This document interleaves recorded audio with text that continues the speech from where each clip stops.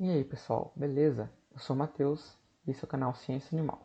Hoje nós vamos conversar sobre o que é uma PCR. A gente vai falar também sobre os componentes que são necessários para a PCR e quais as etapas que se passam por uma PCR. Antes de começar o vídeo, eu vou pedir para que vocês se inscrevam aqui no canal embaixo, ativem o sininho para não perder nenhuma notificação e também deixem um like se vocês gostarem do que ver. Agora sim, vamos para o vídeo. A PCR é uma sigla que quer dizer reação em cadeia da polimerase. Se trata de um teste laboratorial que tem como objetivo replicar um trecho específico do DNA de forma artificial. E essa replicação torna o teste bastante sensível, porque ele está repetindo várias vezes uma mesma sequência, que possibilita que a gente tenha uma visualização desse trecho no resultado. As aplicações para PCR são várias. Algumas delas são análise de qualidade de alimentos, que a gente pode verificar contaminações no alimento com algum agente que pode ser nocivo para a gente. Ver também se as informações que tem no rótulo são realmente verdadeiras. Por exemplo, uma carne que está escrito lá que é um hambúrguer de carne bovina, ele só deve ter carne bovina. Então, se ele tiver outras carnes de outros animais, a gente consegue fazer essa identificação através da PCR. Ela também pode ser usada para fazer a sexagem de animais, fazer testes de paternidade, detecção de doenças, tanto para agentes infecciosos como os vírus, bactérias, protozoários, fungos e também por doenças genéticas. Além também de fazer, hoje em dia, o mapeamento genético. Tem exames que são feitos tanto para humanos quanto para animais, para saber se eles têm tendência a determinadas doenças, têm uma susceptibilidade maior ou menor para cada uma alteração. Às vezes até com relação ao comportamento também tem exames que podem mensurar isso. Então, por que usar a PCR? Porque é um teste que é relativamente rápido. Uma reação de uma PCR convencional pode ser feita em um dia. É também um teste muito sensível. O que isso quer dizer?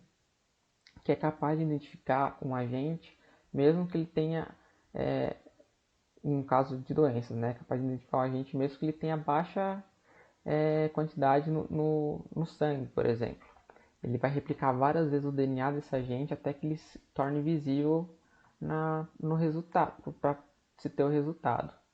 E também é um teste bem específico, bastante específico, porque ele vai analisar ele vai replicar apenas o DNA que a gente está buscando. Então, isso faz com que diminui muito as chances de falso negativo e falso positivo, tendo uma confiabilidade muito maior nesse teste. A técnica da PCR tem algumas variações. A gente vai comentar hoje aqui sobre a PCR convencional. Mas existem outras, como a PCR multiplex, que é a técnica que consiste em replicar diferentes fragmentos do DNA. Então, no resultado, numa PCR convencional, a gente tem uma única banda. E na multiplex, a gente teria várias bandas de locais diferentes. Porque vai replicar locais diferentes do DNA. A NACE de PCR, que é uma PCR em duas etapas, assim dizer, e porque primeiro você faz uma PCR de um fragmento maior e depois a gente faz uma segunda PCR com um fragmento menor. E ambas são técnicas que tendem a aumentar a especificidade e sensibilidade da técnica. E a QPCR, que é a PCR quantitativa ou PCR em tempo real. Essa PCR é diferente das demais porque as demais são qualitativas. Elas mostram se o resultado é positivo ou não. E essa aqui ela é quantitativa, né? Então ela também fala quanto do agente que tem.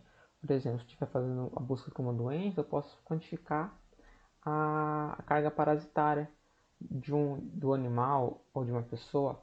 Ou se não, eu posso também mencionar a quantidade de carne de outro animal que tem em um determinado hambúrguer, por exemplo. Mas então vamos comentar um pouco mais a fundo sobre a PCR convencional. As outras também, mas vamos conversar principalmente sobre ela, precisam desses componentes aqui, que é a água livre de nuclease, um tampão, o cloreto de magnésio, a DNTP, os primers e uma TAC DNA polimerase. A água livre de nuclease, ou água miliquê, ela tem a função de compor o volume da solução e também de adequar a concentração de cada um dos demais reagentes nessa nossa solução para fazer a reação. O tampão ele tem o objetivo de manter o pH ideal para a atuação da TAC, DNA polimerase. A composição dele é de 3, que é um reagente que mantém o pH ideal. Tem íons que vão servir para otimizar as condições da reação. Tem detergentes que vão inibir a formação dos dímeros que podem atrapalhar a reação.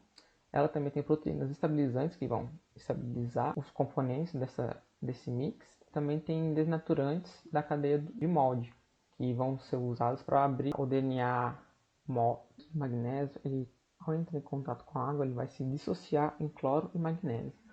E o magnésio ele é um cofator enzimático para TAC. E é importante que ele tenha uma concentração a níveis ideais, porque quando ele está em baixa concentração, ele vai ter uma certa dificuldade para fazer a extensão da TAC. E quando ele está em altas concentrações, ele pode favorecer a extensão de fitas inespecíficas, podendo prejudicar o resultado do exame. O DNTP, que são os desoxirribonucleotídeos trifosfato, são as bases nitrogenadas, a timina, adenina, guanina e citosina, que a gente aprende no ensino médio. Eles vão funcionar como os tijolos para a reação, porque eles vão ser usados pela TAC para fazer a extensão na fita. Então, com eles vai sendo feita a extensão da fita pela TAC, colocados um depois do outro para formar essas novas fitas. Os primers ou oligonucleotídeos, eles na reação na PCR convencional, eles são apenas um par, sendo um para cada direção. As direções são 5' 3' e 3' 5'. Eles que vão indicar para a TAC onde que ela deve iniciar a extensão das novas fitas. E os primers eles vão se ligar a regiões complementares a eles no DNA. Então, se eu tiver um primer que tenha como sequência C, C, G, o lugar que ele vai se ligar no DNA vai ser G, G, C. Eles também são, por conta disso, específicos para cada reação. Eles vão se ligar apenas a partes complementares a eles. Então, eles não vão se ligar, idealmente, a um fragmento de DNA que não exista. É importante que eles tenham um comprimento de pares de base, sendo cada uma letra um par de base, entre 15 a 30 pares de base. Eles não podem ter regiões complementares entre si, ou seja, um primer não pode repetir partes dele mesmo e também não pode ser complementares um ao outro.